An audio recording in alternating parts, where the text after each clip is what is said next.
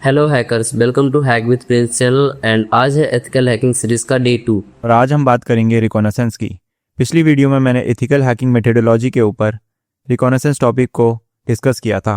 वहाँ पे मैंने बताया था रिकॉनेसेंस के बारे में थोड़ा सा, लेकिन आज हम इसको डिटेल में जानेंगे। इस वीडियो से हम एथिकल हैकिंग मेथोडोलॉजी को इन डिटेल जानना शुरू करेंगे। सो जो फर्स्ट स्टेप था वो था रिकॉनेसेंस, तो आज हम उसी से स्टार्ट कर रहे हैं। So let's get started. So what is reconnaissance? Reconnaissance is the initial phase of penetration test or security assessment where the attacker gathers as much information as possible about a target, system or network. So reconnaissance एक ऐसा process होता है, जैसे कि मैंने आपको बताया था, जिसमें अटैकर टारगेट के बारे में ज़्यादा से ज़्यादा इन्फॉर्मेशन निकालने की कोशिश करता है। अगर मैं इसको कल वाले एग्जाम्पल से समझाऊँ तो एक चोर को अगर बिल्डिंग में चोरी करनी है तो उसे क्या देखना पड़ेगा बिल्डिंग के बारे में, कि बिल्डिंग में क्या क्या हमारे पास कितनी खिड़की हैं, कितने दरवाजे हैं, क्या सीसीटीवी कैमरास इंस्टॉल है कि नहीं सिक्योरिटी के लिए। तो ये सारी चीज़ें रिकॉनेसेंस में आती है। फुटप्रिंटिंग भी बोलते हैं इसे हम। तो सिक्योरिटी पॉइंट ऑफ व्यू से हैकर इसमें जितनी ज़्यादा इन्फॉर्मेशन हो सके उतनी ज़्यादा इन्फॉर्मेशन गैदर करता है टारगेट के बारे में, उसके सिस्टम के बारे में और उसके नेटवर्क के बारे में।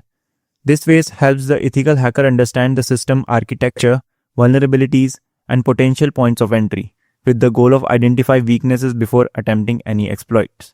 तो इस फेज में क्या हैकर क्या कर रहा है, सिस्टम का जो आर्किटेक्चर है, कैसे सिस्टम को बनाया गया है, ठीक है। तो बिल्डिंग का एग्जांपल में कैसे बिल्डिंग बनी है, किस मटेरियल से वो बिल्डिंग बनी है, क्या उसमें कोई वल्नरेबिलिटीज़ है कि नहीं, जैसे कि हमने कल डिस्कस किया था। कोई ऐसी खिड़की जिसकी मदद से हम अंदर घुस सकें, कोई ऐसा दरवाज़ा जिसको हम लॉक पिक कर सकें या तोड़ सकें, और पोटेंशियल पॉइंट ऑफ एंट्रीज़ क्या हो सकती है उन वल्नरेबिलिटीज़ को एक्सप्लॉइट करके। तो जिसमें मेन गोल होता है वो क्या होता है, आइडेंटिफाई करना ऐसी वीकनेसेस को जिसको हम बाद में जाके एक्सप्लॉइट कर सकें और एक्सेस ले सकें। नेक्स्ट है हमारे पास टाइप ऑफ रिकॉनेसेंस। तो रिकॉनेसेंस दो प्रकार की होती है। पहली होती है पैसिव रिकॉनेसेंस और दूसरी होती है एक्टिव रिकॉनेसेंस। और इसको डिटेल में जानते हैं। तो मैंने यहाँ पे एक टेबल बनाई है, जैसे कि मैंने कल बनाई थी, to list out the differences between the two techniques. So यहाँ पे हमारे पास एस्पेक्ट्स हैं and passive and active reconnaissance. सबसे पहले डेफिनेशन, पैसिव रिकॉनेसेंस होता क्या है। So passive reconnaissance involves gathering information without direct interaction with the target. Passive reconnaissance में जो भी टारगेट है आपके पास, उससे आप डायरेक्टली इंटरैक्ट नहीं करोगे। बिल्डिंग का एग्जांपल लूँ मैं, तो आप खिड़की और दरवाजे को दूर से देखोगे कि वो किस चीज़ के बने हुए हैं, बिल्डिंग किस चीज़ की बनी हुई है, डायरेक्टली उसके पास जाए बिना, ठीक है। तो पैसिव रिकॉनेसेंस वो होता है जिसमें आप डायरेक्टली इन्वॉल्व नहीं होते हो, इंटरैक्ट नहीं करते हो टारगेट से।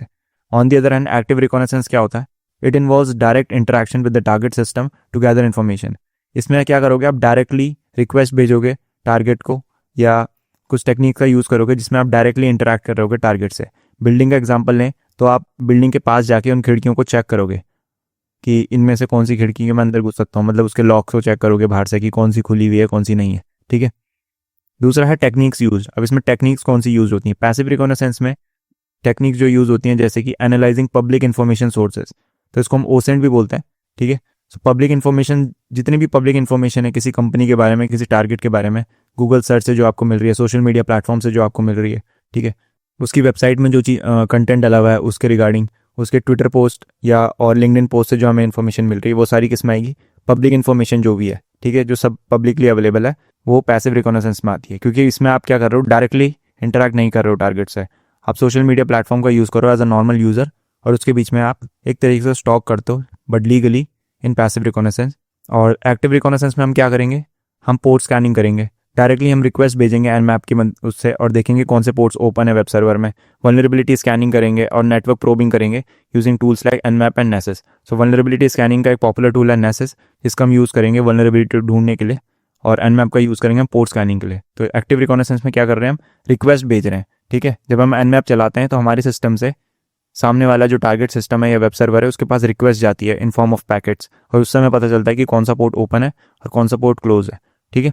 तीसरा है रिस्क ऑफ डिटेक्शन। सो इसमें क्या है, पैसिव रिकॉनेसेंस में जो रिस्क होता है वो लोअर होता है। So lower risk of detection as it does not involve direct interaction. तो इसमें हम डायरेक्टली इंटरेक्ट नहीं करते हैं, तो रिस्क क्या है डिटेक्शन का, बहुत लो है, पता नहीं चलेगा, ठीक है। अगर आप किसी कंपनी की वेबसाइट ब्राउज कर रहे हो तो एज अ नॉर्मल यूज़र आप ब्राउज करोगे ऐसे, जब तक आप उससे कुछ ऐसी हैकिंग रिलेटेड टेक्निक्स का यूज़ नहीं कर रहे हो, ठीक है, तो आप एज अ नॉर्मल ट्रैफिक या एज अ नॉर्मल यूज़र ही देखे जाओगे। एक्टिव रिकॉनेसेंस में अदर हैंड क्या होता है, हायर रिस्क ऑफ डिटेक्शन होता है due to direct engagement with the target system. अब जैसे आप एनमैप परफॉर्म करोगे यहाँ पे, ठीक है, एक टेक्निक का यूज़ किया आपने एनमैप का पोर्ट स्कैन करने के लिए, तो ये कौन कर रहा है, एक हैकर कर रहा है। सो ये क्या है, इसका डिटेक्शन रेट ज़्यादा है क्योंकि आप वेब सर्वर में डायरेक्टली कुछ पैकेट्स भेज रहे हो। इसमें क्या कर रहे थे, आप नॉर्मली वेबसाइट स्क्रॉल कर रहे थे, लेकिन इसमें आप डायरेक्टली इंटरेक्ट कर रहे हो टारगेट से, तो रिस्क ऑफ डिटेक्शन बढ़ जाएगा यहाँ पे। चौथा पॉइंट है इन्फॉर्मेशन एक्यूरेसी। सो पैसिव रिकॉग्निसेंस में जो आपको इन्फॉर्मेशन मिलती है पब्लिकली, वो मे बी एक्यूरेट हो सकती है, मे बी नॉट, बिकॉज क्या पता कंपनी ने कुछ ऐसी चीज़ें उसमें डाली हो जो क्या पता झूठ हो, ठीक है, सिर्फ दिखाने के लिए। कई बार टेस्टिमोनियल्स होते हैं, कई बार क्लाइंट रिव्यूज़ होते हैं, क्या पता वो झूठ हो। सो पैसिव रिकॉग्निसेंस में जो भी आपको पब्लिकली डेटा मिल रहा है उसकी रिलायबिलिटी पे आप ज़्यादा डिपेंड नहीं कर सकते हो, but you have to take it as a grain of salt. And active reconnaissance में ऑन द अदर हैंड जो भी आप टूल्स की मदद से जो भी इन्फॉर्मेशन आप गैदर करोगे, तो वो क्या है, directly engaging with the target. So आप डायरेक्टली इंटरेक्ट करके जो भी इन्फॉर्मेशन निकाल रहे हो, so most of the time क्या रहेगी, एक्यूरेट रहेगी as compare to passive information gathering. ठीक है, आगे बढ़ते हैं। नेक्स्ट हमारे पास पॉइंट है, वो है रिसोर्स इंटेंसिटी। सो पैसिव रिकॉग्निसेंस करने के लिए वेरी लेस रिसोर्स आपको चाहिए होते हैं, ठीक है, क्योंकि आप इसमें क्या पब्लिकली इन्फॉर्मेशन जो डेटा है उसको आप एक्सेस कर रहे हो। सो उसके लिए क्या चाहिए आपको, एक सर्च इंजन, गूगल की मदद से आप 10 चीज़ें निकाल सकते हो कंपनी के बारे में। Active reconnaissance on the other hand, उसमें क्या है, अलग अलग टूल्स लगते हैं, अलग अलग रिसोर्सेज लगते हैं। लेट्स से आपको एनमैप चलाना है, तो you should have a Linux machine, या फिर आप विंडोज़ में सेटअप करो एनमैप को, ठीक है। तो उसमें क्या है, एक एक्सटर्नल टूल लग रहा है आपको, जबकि पैसिव रिकॉग्निसेंस में ऐसा कुछ नहीं है। आप गूगल किसी भी डिवाइस में खोल के पैसिव रिकॉग्निसेंस कर सकते हो, बट एक्टिव रिकॉग्निसेंस के आपको सर्टेन टूल्स लगते हैं। नेक्स्ट है vulnerability identification. So limited ability to identify vulnerability since it does not interact with the target. Passive reconnaissance में ऐसा बहुत कम होगा कि आपको कोई वल्नरेबिलिटी डायरेक्टली मिलेगी, ठीक है। आप किसी सर्विस का वर्जन पता कर सकते हो। इसका मैं एग्जांपल देता हूँ आपको। लेट्स से आप इंस्टाग्राम अकाउंट स्क्रॉल कर रहे हो एक टारगेट कंपनी का, और वहाँ पे आपको एम्प्लॉयज़ की कुछ फोटोज़ मिली, ठीक है। उस फोटोज़ में आपको एक लैपटॉप दिखाई दिया जिसमें एक सॉफ्टवेयर चल रहा था अडोबी का, एंड उस अडोबी का सॉफ्टवेयर का वर्जन आपको वहाँ पे दिखाई दे रहा था ना। उस अडोबी के वर्जन को जब आपने गूगल करा तो आपको पता चला कि वो एक आउटडेटेड वर्जन है और उसका एक नॉन एक्सप्लॉइट पब्लिकली अवेलेबल है, तो उसका मदद से आप हैक कर सकते हो। बट अब डायरेक्टली आपने वो वल्नरेबिलिटी को आइडेंटिफाई नहीं किया, ठीक है, और कम चांसेस होते हैं कि पैसिव रिकॉग्निसेंस में आपको वल्नरेबिलिटी मिले। On the other hand active reconnaissance में आप नेसेस जैसे जब टूल चलाते हो तो वल्नरेबिलिटी स्कैनर है डेडिकेटेडली। सो जब आप उसको टारगेट पे चलाओगे तो जो भी वल्नरेबिलिटीज़ होंगी वो आपको निकाल के दे देगा in active reconnaissance. So vulnerability identification passive में कम होती है, एक्टिव में ज़्यादा होती है। And at last use cases. So passive का यूज केस क्या है, useful for initial reconnaissance phases to gather background information stealthily. तो स्टेडली अगर आपको चुपके से आपको अगर इन्फॉर्मेशन गैदर करनी है तो passive reconnaissance is your way.